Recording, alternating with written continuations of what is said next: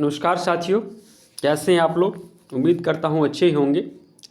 All exam topper education के YouTube channel पर आपका स्वागत है। आज मैं आपके लिए बहुत ही ख़ास और स्पेशल वीडियो लेकर आया हूं और ये वीडियो आपके लिए एक मास्टर क्लास है। मास्टर क्लास मीन्स ऐसी टॉपिक जिसमें आप सबसे ज़्यादा कंफ्यूज रहते हैं। तो आज मैं आपके लिए क्लास 10th का नन हिंदी का चैप्टर नंबर 11 कबीर के पद पूरे विश्लेषण के साथ, भावार्थ के साथ और इससे रिलेटेड जितने भी ऑब्जेक्टिव क्वेश्चन हैं उसको भी आप लोगों का कन्फ्यूज़न दूर हो जाएगा। तो आइए शुरुआत करते हैं चैप्टर नंबर 11 कबीर के पद। तो याद रखिएगा चैप्टर नंबर 11 कबीर के पद। कबीर भक्ति काल के, कबीर कौन से काल के कवि थे? तो भक्ति काल के। ये भी याद रखिएगा कि कबीर भक्ति काल के कवि थे। तो कबीर भक्ति काल के प्रीतम कवि थे। उन्होंने अपनी रचना के माध्यम से भक्ति के नाम पर व्याप्त बाह्य आडंबरों एवं व्यर्थ अनुष्ठानों पर करारा प्रहार किया। उन्होंने अपनी रचना के माध्यम से भक्ति के नाम पर जितने भी बाह्य आडंबर हैं एवं व्यर्थ अनुष्ठान हैं उस पर करारा प्रहार किया। पाठ में शामिल पदों में उनका यह रूप मुखर हो उठा है। पदों की महत्ता इस अर्थ में खास तौर पर उल्लेखनीय है कि उनका भाव बोध न सिर्फ तात्कालीन समय से जुड़ता है बल्कि समकालीन समय से भी उनकी उपादेयता यथावत है। पहले पद में स्थापित रूढ़ियों के समांतर सच के सीधे साक्षात्कार की प्रस्तावना है, अर्थात कागज की लेखी की जगह आँखीं देखी की प्रतिष्ठा। वही दूसरे पद में ईश्वर या अल्लाह को कहीं बाहर ढूंढने की जगह उसका अपने भीतर ही साक्षात करने की बात कही गई है। दो पद है इसमें, जिसमें पहले में साक्षात्कार की प्रस्तावना और कागज की लेखी की नहीं आँखन देखी की प्रतिष्ठा पर बात कही गई है। वही दूसरे पद में ईश्वर या अल्लाह को कहीं बाहर ढूंढने की जगह अपने भीतर साक्षात करने की बात कही गई है। और देखिए आपका पहला जो पद है, कबीर जी कहते हैं कि मेरा तेरा मनुआ, मनुआ मतलब मन, मेरा तेरा मनुआ कैसे ही खोए रे, कि मेरा और तेरा मन जो है वो ये कैसे हो सकता है। मैं कहता आँखीं देखी, तू कहता कागज लिखी। कबीर जी कहते हैं कि मेरा और तेरा मन जो है वो ये कैसे होगा। मैं तो कहता हूँ आँखन देखी और तू कहता कागज की लिखी। कबीर जी कहते हैं कि मैं जो आँख के सामने है उसकी बात करता हूँ और तू कागज़ की लेखी की बात करता है। तो मेरा और तेरा मन एक कैसे हो सकता है। मैं कहता सुरझावन हारी, तू रखियो उड़झाई रे। मैं कहता हूँ तू जागत रहियो, तू रहता है सोए रे। कबीर जी कहते हैं कि तुम सुलझा हुआ रहो, सुरझावन हारी, तू रखियो उड़झाई रे। कबीर जी कहते हैं कि मैं सुलझने की बात करता हूँ और तुम हर वक्त उलझे रहते हो किसी न किसी चीज़ में।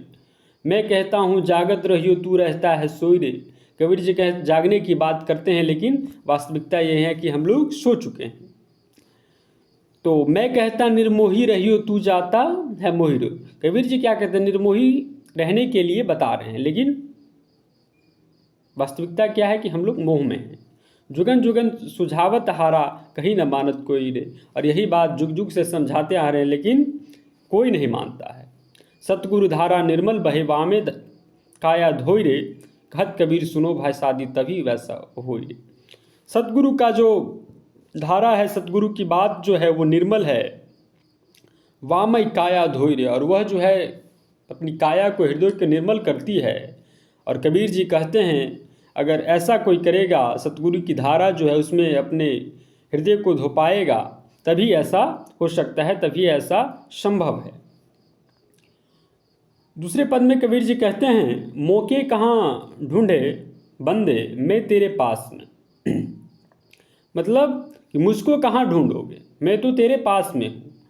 ना मैं दीवाल में, ना मैं मस्जिद, ना काबो कैलाश में।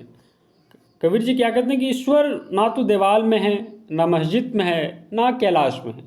ईश्वर तुम कहाँ ढूंढ रहे हो, वो तेरे ही पास हैं। तुम्हें उन्हें कहीं पे ढूंढने की ज़रूरत नहीं है। तुम दीवाल में ढूंढ रहे हो, मस्जिद में ढूंढ रहे हो, कैलाश पे ढूंढ रहे हो, कहीं ढूंढने की ज़रूरत नहीं है। वो कहाँ पे हैं, तो तेरे ही पास हैं। ना तो कौन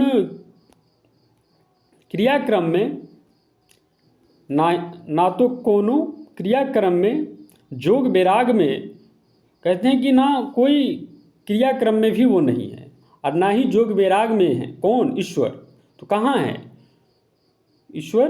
कहाँ है? तो खोजी होई तो तुरत ही मिलियो, खोजी होई तो तुरत ही मिलियो। अगर खोजोगे तो तुरंत ही मिल जाएंगे पल भर की तलाश में।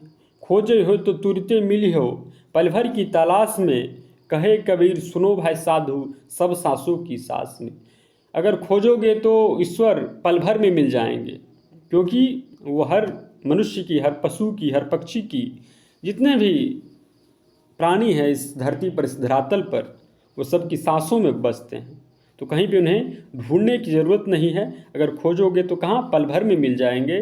कहे कबीर सुनो भाई साधो सब सांसों की सांस में। और यही कबीर जी कहते हैं कि कहीं ढूंढने की ज़रूरत नहीं है, वो हर सांस में बसते हैं। कौन? ईश्वर। और ये कबीर का पद, जो इसके लेखक कौन हैं? तो कबीर जी। और ये ऑब्जेक्टिव में आपको 100% पूछा जाएगा। आइए शब्दार्थ भी देख लीजिए। शब्दार्थ है कि मनुआ। मनुआ का मतलब क्या होगा? तो मनुआ का मतलब मन होता है, मैंने आपको पीछे बता दिया था। आखिर का मतलब आँख, कागज का मतलब कागज़, निर्मोही मतलब अनुराग न रखने वाला। जिसके मन में अनुराग न हो वही निर्मोही है। और मोही कौन है? जिसके मन में बहुत सारे राग अनुराग से भरे हुए हैं, वही मोही है। वायवई मतलब उसमें, मौके मतलब मुझको। तो ये आपका शब्दार्थ भी हो चुका। और ये आपका चैप्टर नंबर 11 कबीर का पद है। तो इसके 3 ऑब्जेक्टिव इस चैप्टर से रिलेटेड याद रखिएगा। कबीर के पद के लेखक कौन है? तो कबीर दास। और कबीर किस काल के कवि हैं? तो कबीर भक्ति काल के कवि हैं। और इस चैप्टर से रिलेटेड ऑब्जेक्टिव क्वेश्चन भी आपको यहीं पे मिल जाएगा।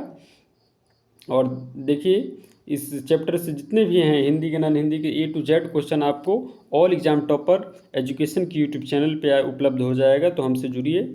और बिहार बोर्ड का हम आपको अच्छे से प्रिपरेशन करवाएंगे, ताकि कोई दिक्कत नहीं होगी आपका जो आने वाला एग्ज़ाम है 2025 में। तो तब तक के लिए थैंक्स। हमसे जुड़िए। आशा नहीं, पूर्ण विश्वास देते हैं कि A to Z subject, Hindi, English, science, math, A to Z subject का आप लोग का यहाँ पे प्रिपरेशन हो जाएगा। Thank you so much.